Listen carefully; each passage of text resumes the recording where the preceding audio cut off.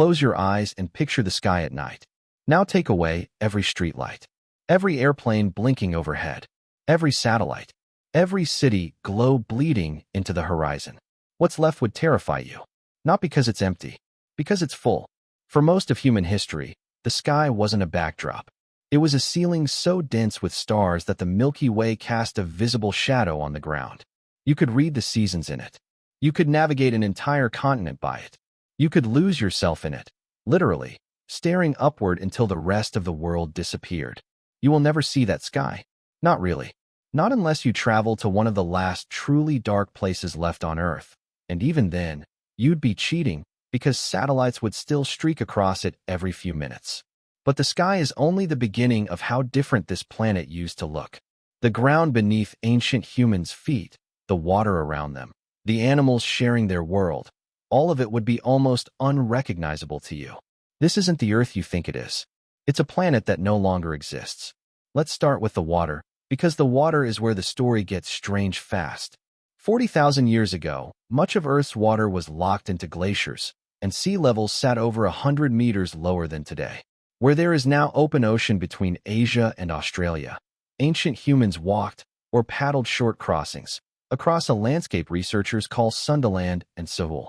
Archaeologist Sue O'Connor's excavations on the island of Timor pushed back evidence of deliberate sea travel by early modern humans to roughly 42,000 years ago, meaning some of your ancestors built boats and crossed open water before they had pottery, before they had permanent homes, before they had most of what you'd call civilization. Imagine standing on a coastline that doesn't exist anymore. A coastline that is now 200 feet underwater, swallowed by melting ice over thousands of years.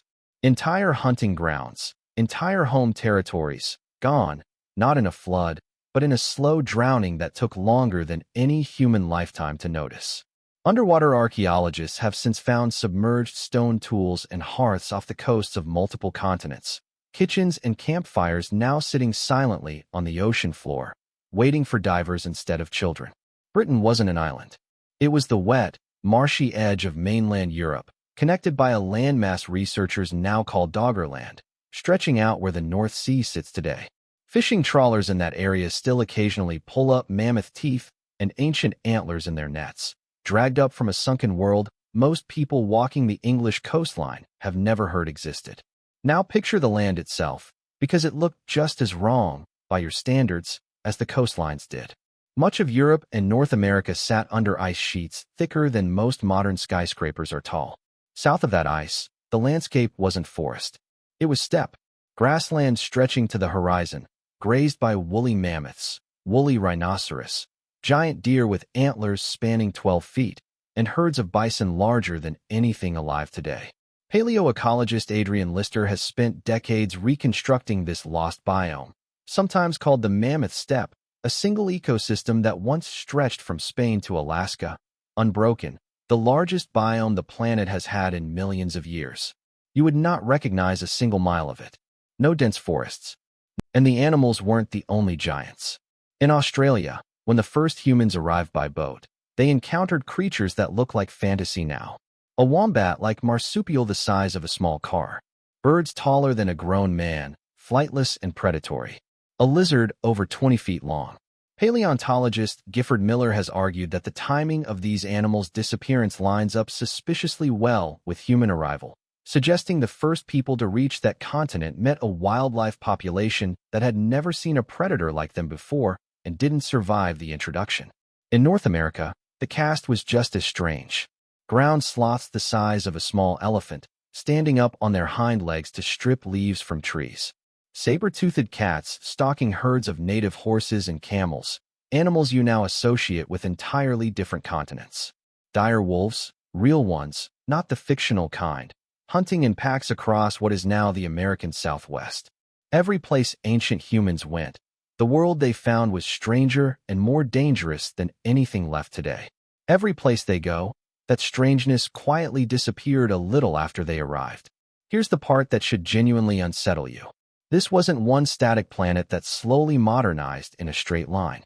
It was a planet in constant motion.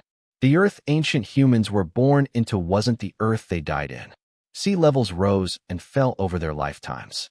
Climates flipped from ice age cold to brief warm spells called interstadials, sometimes within a single human generation, fast enough for elders to tell children about a world that no longer. You live in an era that worries, rightly, about climate change measured in single degrees over 100 years.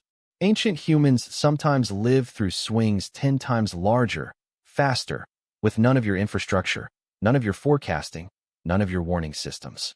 No emergency broadcasts, no long-range weather models.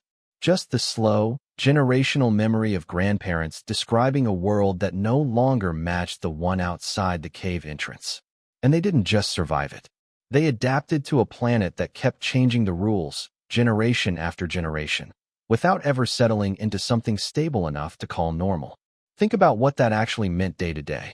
A river that fed your camp for 30 years could shift course or dry up within a decade. A herd migration route memorized across generations could simply stop arriving, forcing entire groups to relocate hundreds of miles, carrying everything they owned, following animals that were themselves following a climate that wouldn't hold still. Archaeologist Brian Fagan has written extensively about how these climate whiplashes likely drove much of ancient human migration, not as a single heroic journey out of Africa, but as a constant, restless negotiation with a planet that refused to stay the same twice. Even the air smelled different. Without industrial pollution, but also without modern sanitation, the world was a strange mix of profound clarity and intense, close-range animal and human odor. The night sounds were different too.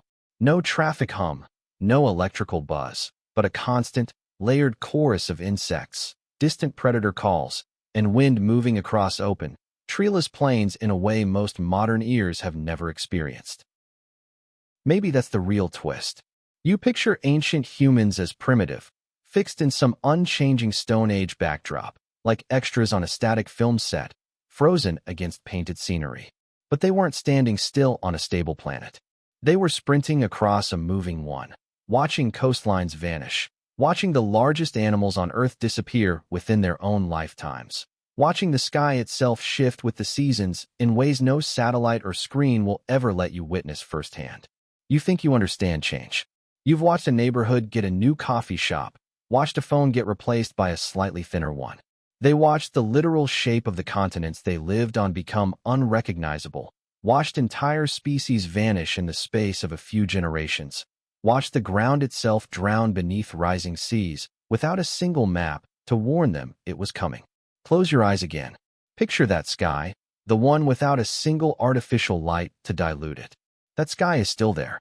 It's been waiting behind your own light pollution this entire time. You just haven't gone dark enough or far enough to see what they saw every single night, without even trying, without even knowing it was a privilege at all.